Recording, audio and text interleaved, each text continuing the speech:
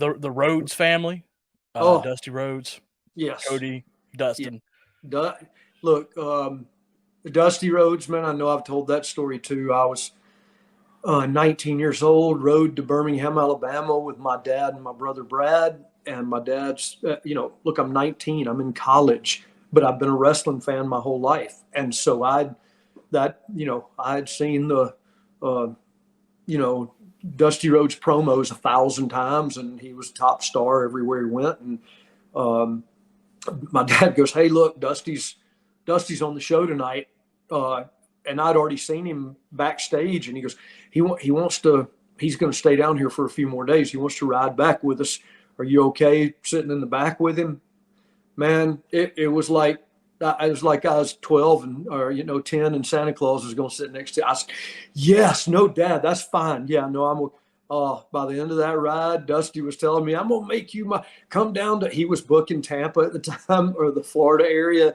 You come down, I'm gonna make you my junior heavyweight champion, baby. Come on, Scotty, come on down there, dude. I've told Cody and Dustin the story 1,000 times. I was on cloud nine. I never was able to fulfill that fantasy, but to this day, I wish I had, man. That was such a great car ride with somebody that I really looked up to, and to get to know him later in my career and work for him a couple of times in WCW. He would be the booker, and then they release him, and they bring him back. And I was able to hang on there for about 7 years, so I saw a number of bookers come in and out, and so. But then the best part of all was later in life. Like I think NXT's been around for about 6 years now, if I'm not mistaken. And I started timing that TV show.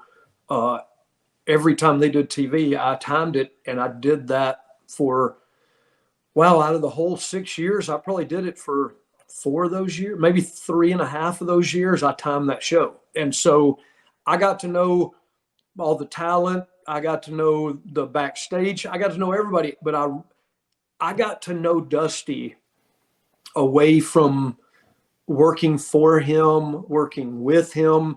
Now I was working with him in a different role. He was a producer and a leader, and he taught the promo classes for NXT, and he was a major player at NXT when it first started. And so I think people know that, but I'm not positive of that. But I got to know him and sit next to him on TV days with nobody in the room, just me and him. And we would sit there for, you put the headset on at noon and you don't take it off till 10 o'clock that night. I mean, you take it off to run, grab something to eat, and come right back. I mean, it's a long day with a headset on. And Dusty would come in there and sit down with me, and we would talk about old times. And man, I told Cody the last time I saw him, I said, "Man, you don't know how much it means to me in my life to have been able to sit next to him in his later years and my later years, to be able to sit and just talk about old times and old matches and what meant something to him and what was exciting to him back in the day." And he was just when you're in the grind, you're in the grind, and you're doing everything you can to keep the machine running, especially as a booker. And that was the position he was in. And now it had slowed down, and he had gotten older, and he was more relaxed, and he was in a teaching role, and he loved that role. And so just really, really happy that towards the end of his life, I got to be a part of that. The last, I don't know, 3 or 4 years of his life. Really, really happy about that. And look, Cody and Dustin, both phenomenal in-ring performers, both of them. I remember Cody speaking at Dusty's Hall of Fame induction, and Cody was just a kid nobody really knew, other than he lived near Brad, and he was a wrestler for his high school wrestling team, and he was a winner. I mean, he was like champion, and I'm talking amateur wrestler, a high school amateur wrestler. And Brad would literally cut out the clips from the Marietta Daily Journal newspaper. Back then we had newspapers, Mike. And so Brad would cut out the newspaper clipping and mail it to me.